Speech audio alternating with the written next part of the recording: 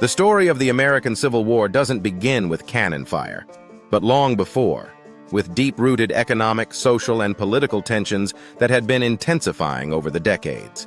By the end of the 18th century, after the independence of the 13 British colonies, the United States formed as a young nation with a constitution that guaranteed fundamental liberties.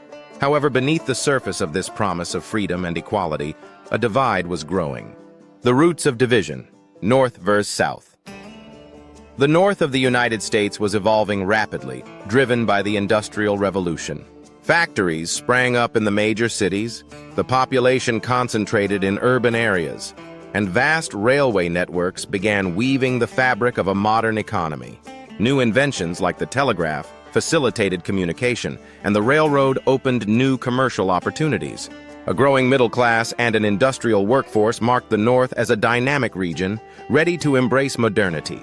The South, on the other hand, relied on an agrarian economy centered on cotton, tobacco, and other agricultural products. However, this economy was not fueled by technological innovation. It depended almost entirely on the labor of enslaved Africans. The large cotton plantations were the cornerstone of the Southern economy, and the Southern landowners staunchly defended this institution, which seemed essential to them. The debates on expansion, an inevitable conflict. The gap between the industrial North and the agrarian South continued to widen, and this was reflected in the political debates. The central question was about expansion. As the United States expanded westward, new territories knocked on the Union's door, asking to become states. But each new state raised a critical question. Would it be a slave state or a free state? In 1820, a fragile compromise was reached, the Missouri Compromise. It allowed Missouri to enter the Union as a slave state and Maine to enter as a free state, thus maintaining the balance between the two factions. An imaginary line was drawn across the country, north of which slavery would be prohibited. This compromise temporarily postponed the conflict, but the issue did not disappear. Tensions intensified in the 1840s and 1850s with the Mexican-American War, which added new territories to the Union. These lands, conquered or purchased, raised the same lingering question: would they be free or slave territories? In 1854, the Kansas-Nebraska Act challenged the Missouri Compromise by allowing new territories to decide the issue of slavery for themselves. This sparked a wave of violence known as Bleeding Kansas, a bloody preview of the conflicts to come. Abraham Lincoln, the man who would change everything. Amid this storm of growing tensions, one man emerged: Abraham Lincoln. Born in a modest log cabin in Kentucky in 1809, Lincoln embodied the American dream. Self-taught, he overcame many obstacles to become a lawyer, and later a politician. His political career truly took off in the 1850s, particularly due to his powerful speeches against the expansion of slavery, though he was not yet a radical abolitionist at that time. When Lincoln was elected president in 1860, the Southern states understood that they could no longer protect the institution of slavery under a government dominated by abolitionist or anti-slavery ideals. They feared that once Lincoln took office, their way of life, based on slavery, would be threatened. For them, Lincoln's election was the final straw. Secession. The nation splits. As soon as Lincoln's victory was announced, the reaction was immediate. On December 20th, 1860, South Carolina became the first state to secede from the Union, quickly followed by 10 other Southern states. These states formed a new entity, the Confederate States of America, under the presidency of Jefferson Davis. They asserted their right to leave the Union, arguing that it was a voluntary association of states and that each had the right to withdraw if it wished. But Lincoln did not share this vision. For him, the Union was indivisible, and secession was nothing short of an illegal rebellion. He was determined to preserve the Union, but he hoped to avoid war. However, diplomacy failed, and on April 12, 1861, the first shots were fired at Fort Sumter, a federal fort located in Charleston Harbor, South Carolina. This attack officially marked the beginning of the American Civil War. The forces at play: South versus North. On one side, the South, the Confederacy, was made up of 11 mainly agricultural states.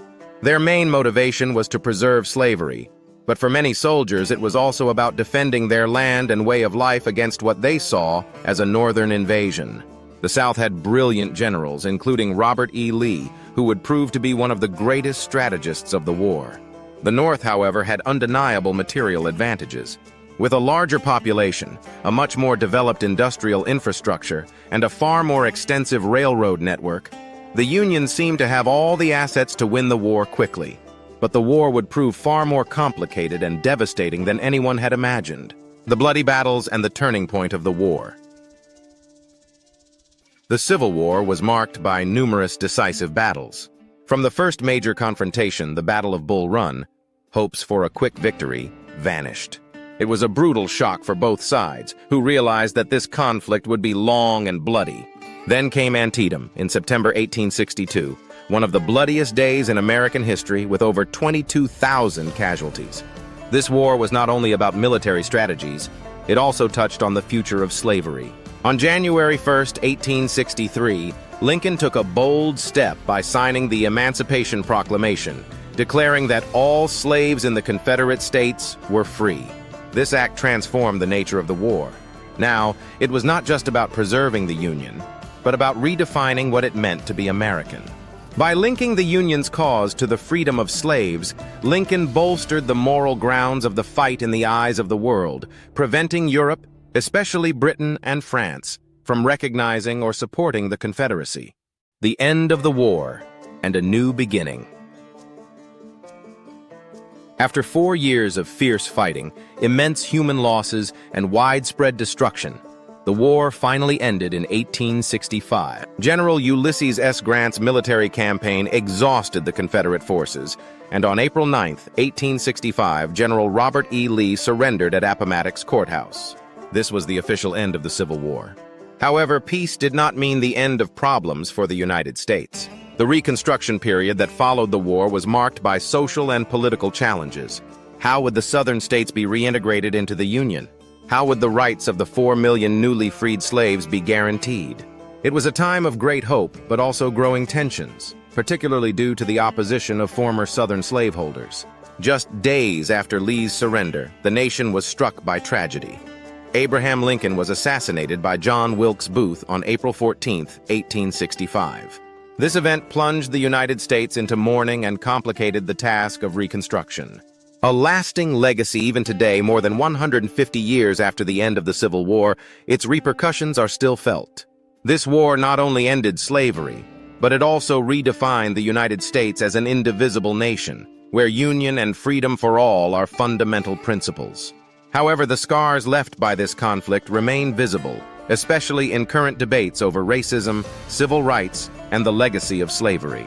The American Civil War was a crucial turning point in the nation's history, a struggle that forever altered the course of the United States and its ideals.